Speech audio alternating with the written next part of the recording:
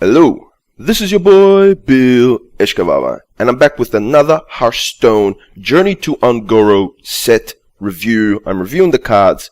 This is part 3. If you want to check out part 2, part 1, they're all in a playlist on my YouTube channel. Take a look at my opinions. They might be right, they might be wrong. If they're wrong, you can post in the comment section saying how wrong I am. If they're right or you agree with anything, you can post that as well. It's up to you, but let's kick it off with Primal Finn Lookout. There's a 3-mana 3/2 Murloc. Battle cry: if you control another Murloc, discover a Murloc. So it's a Murloc. Blizzard's pushing a little bit the Murlocs, wanting to see what the Murlocs, if the Murlocs can do anything. The Murlocs have always been interesting because I used to run a Hunter Murloc deck ages ago, probably like 2 years ago, and it had the Murkai, and it was a really good deck. It actually got up to like top 5, like level 5 in ladder.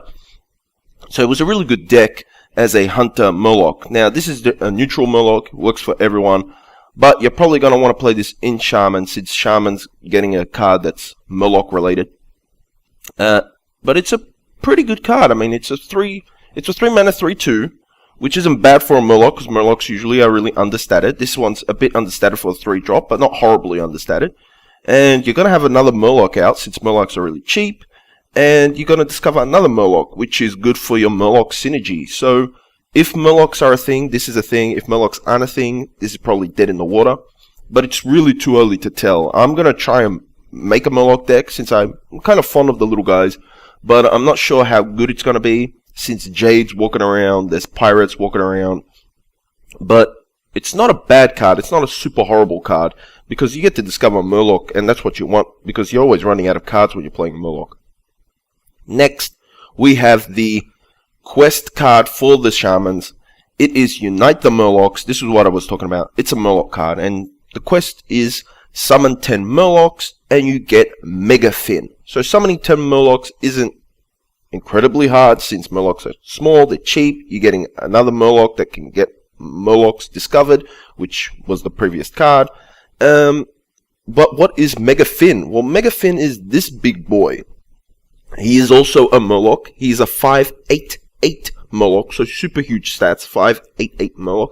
And Battlecry, he fills your hand with random Murlocs. How good are random Murlocs? Well, they're pretty good in a Murloc deck. Is this as good as the other quests? Probably not. This is probably the weakest quest we've seen so far, due to the fact that you're going to have to play a lot of Murlocs. You're going to have to run out of cards in your hand, which will happen since you got to play 10 Murlocs. And then this guy will refill your hand, filled with Murlocs, and him himself is a massive ass Murloc, which might be good. Might be good in a Murloc rushdown deck. This is going to be in a very aggressive deck, because you're going to be playing out 10 Murlocs really quickly to get the quest done.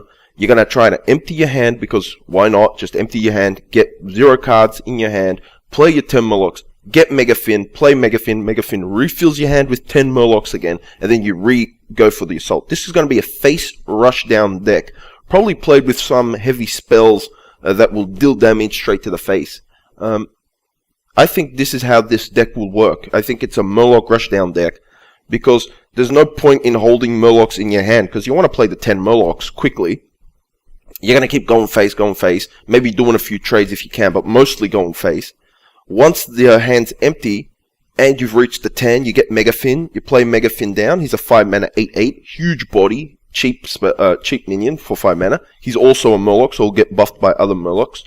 And then he will refill your hand with 10 Murlocs, and then you can rush your opponent again. Because the problem with Murlocs was always running out of cards in your hand, because they're really cheap, they're really aggressive little minions.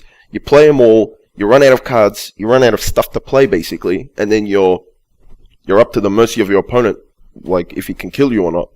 Mega Finn refills your hand filled with Murlocs, and that allows you to keep going face, keep pushing. So it might work as a Murloc rushdown Shaman deck, which wouldn't be terrible. You know, maybe Mega Finn ain't that bad. Is it as strong as the Priest one? Probably not, because 40 health plus a massive taunt is maybe better. Although this basically kills the taunt, because they're both 8/8s. The Warlock one's probably better as well, because you get 3/2 imps constantly, and 2 3/2 imps constantly for the rest of the game. And since they've got that legendary card, the Mother card, which you want to discard because it keeps getting more powerful, the Warlock legendary, which I talked in the last video, it's probably stronger than this. Although, if this is a rushdown deck, it might actually finish these decks off before they can even complete their quests. Because you play all your Murlocs, you play this. It's a pretty good card, probably a pretty good quest. Anyway, moving on, that's enough about Mega Finn. We've got Tovin, Stone Shaper, 4 mana, 3/5. Battlecry, if you play in an elemental last turn, gain Taunt and Divine Shield. Taunt, Divine Shield is pretty good combo to have. 3/5, so it's a much better Sen'jin Shieldmaster, Tasdingo, basically, because it has the same stats, but playing an elemental in an elemental deck won't be too bad.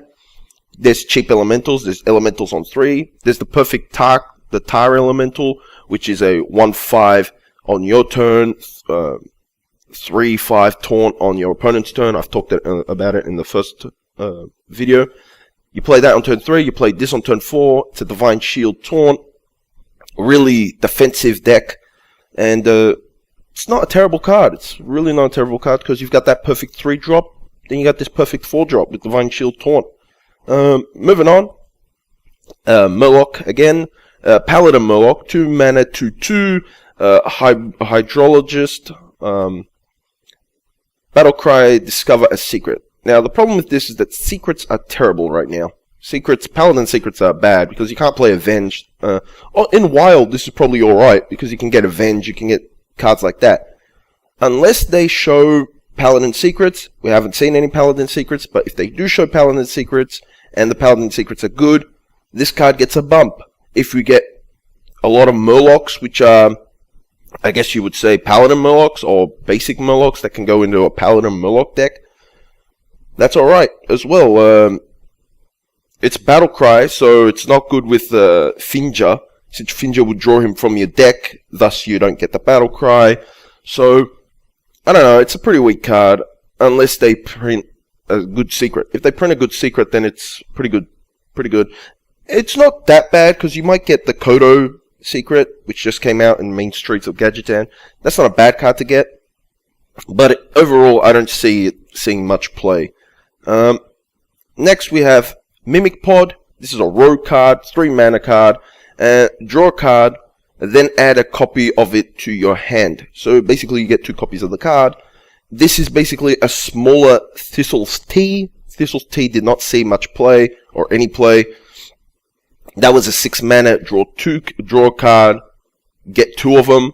So it would be 2 copies of that card. This one's 1 copy of that card, and it's worth half the mana. So basically, Blizzard's basically saying they like the Thistle Tea idea, cost too much, wasn't good enough, so they're printing a miniature version of Thistle Tea. Might be good, I don't know, probably not. Next, we have the Caverns Below. This is the Rogue Quest legendary, and this is where that previous card comes into play, because Quest, play 4 minions with the same name. So you're going to have to play 4 minions with the same name, so you're going to have to duplicate it with either Thistle's Tea, or the previous card, or even Shadow Stepping the card back. The reward is the Crystal Core. What is the Crystal Core? Well, the Crystal Core is a 5 mana, I guess, spell minion thing. Basically, can't be destroyed, it's there forever. It's basically like an enchantment in Magic the Gathering, it's there. For the rest of the game, your minions are 5/5. That sounds pretty good. Having minions at 5/5 sounds pretty good. But remember, for the rest of the game, your minions are 5/5. So higher level minions, which are 9/9s, or let's say, I don't know, 6/6s, they get a downgrade. So little minions get an upgrade to 5/5, bigger minions get a downgrade to 5/5. That's okay, but it's also kind of terrible. If you're playing big deck with big minions, N'Zoth kind of decks, then it's bad. But if you're playing little dudes, then it's good. Little dudes in Rogue. Rogue tends to have a lot of little dudes. So it's not a bad card. It's an interesting card. Interesting cards aren't always good cards to play, but they're good for the game because it explores different parts and different ideas. It makes me think of how can I build a deck that will play around this. I'm gonna have to have Shadow Step because I have to play 4 minions of the same name. Am I gonna play little charge minions, little pirate minions that get buffed to 5/5? Am I gonna play big dudes, little dudes, a mid-rangey deck, an aggro face attack deck? Even maybe a control deck, because 5/5s I can control the board. It really makes me think, how am I going to build a deck? And that's very good for the game. It keeps the game interesting, and I think this is a very interesting card. Is it a good card? Is it as good as the other quests? I don't know. So far right now, I think the best quest right now is probably the Warlock one, since you get 3/2s for the rest of the game. And the discard mechanic isn't that bad, because they have the legendary, they have Silverware Golem, stuff that you want to discard. They have that taunt that discards 2, and you only have to discard 6 cards. Then probably the priest. I think the priest one's pretty good because they're getting death rattle minions, cheap death rattle minions, the 1/1. And then it's probably this or the Murloc one. The Murloc one might be really powerful in a face down rush deck, because that's what I'm thinking that card is, because it refills your hand. Crystal Core might be pretty good as well. And next, and finally, we have just such a powerful, such a good card, and it's going for Shaman, which makes me sad as a Hunter player, seeing Hunter at the bottom of the trash tier, and seeing Shaman at the top, still at the top after a full year of being at the top, getting such a powerful card. It is Kalamos Primal Ward. It is an 8/7/7 elemental. Okay, so this is an elemental, fits in an elemental deck. And Battlecry, if you play an elemental last turn, cast an elemental invocation. So you gotta play an elemental before you play this on turn 7. They do just get that elemental, which is turn 7, which I talked about in the last in the last video, which is a 7 mana 4/4 summons 2 taunt elementals, if you played an elemental before that turn 6. What's an elemental invocation? Well, it's anything you want it to be, basically. It is air, invocation of air, deal 3 damage to all enemy minions. It's a board clear. Board clear kills all enemy minions, better than the Warlock card, since it doesn't damage your minions. Fantastic for a board clear. And this costs 0 mana. You can Invocate of Earth. Fill your board with 1/1 elementals. Behind the board, need dudes, boom. Got a full board. Basically Onyxia's effect. Got a full board of 1/1 elementals. Invocation of Fire. Deal 6 damage to the enemy hero. Need a little bit more burst. Need to kill the enemy hero off. Need to shoot him in the face. Shoot him in the face for 6. Fantastic. And Invocation of Water. Restore 12 health to your hero.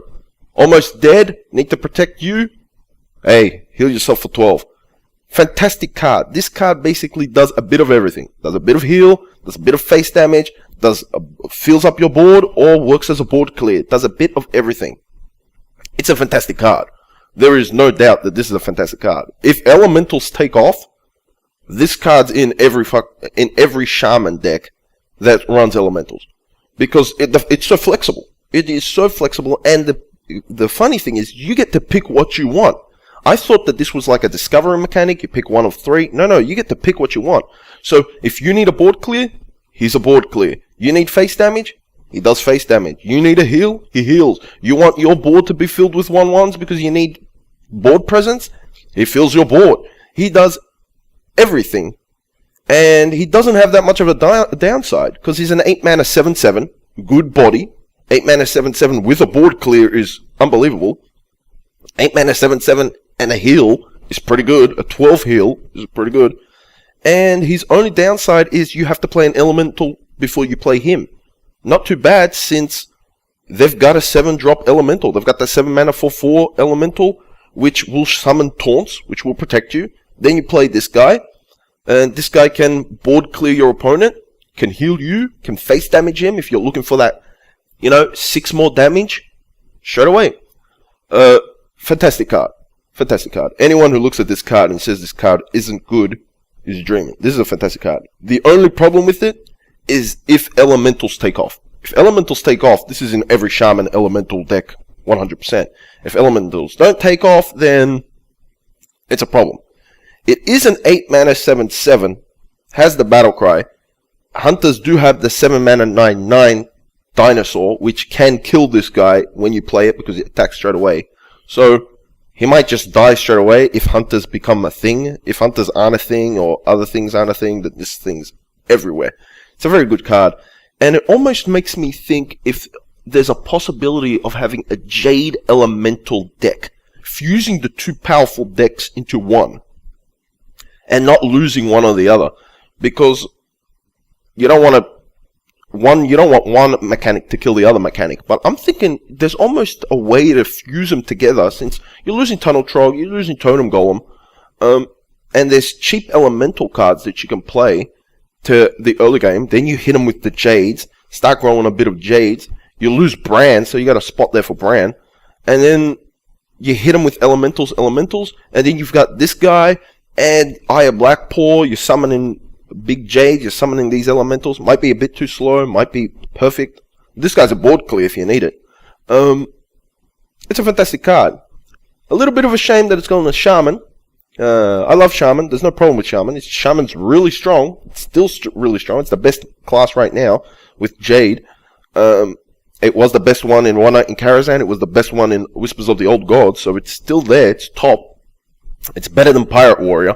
The Pirate Warrior is annoying, but it's not as good as Jade Shaman. But this is a fantastic card. This is what you want out of a legendary. You want a card that's flexible. You want something that has immediate effect. It's 8 mana, but it has an immediate effect. 8 mana, heals you for 12. Boom, gets killed. He still healed you for 12. It's still good. 8 mana, does a board clear, gets killed by single target removal or other minions. No other minions because you board cleared. The single target removal, who cares? He's still board cleared. So it's a fantastic card. Well, that's pretty much it. Sorry for a bit of a rambling, but these cards are really interesting to me. And post down in the comment, am I wrong? Am I overhyping this card? Am I dehyping other cards? What do you think? And please, do not forget to comment, rate, and subscribe. Bilishkavava out.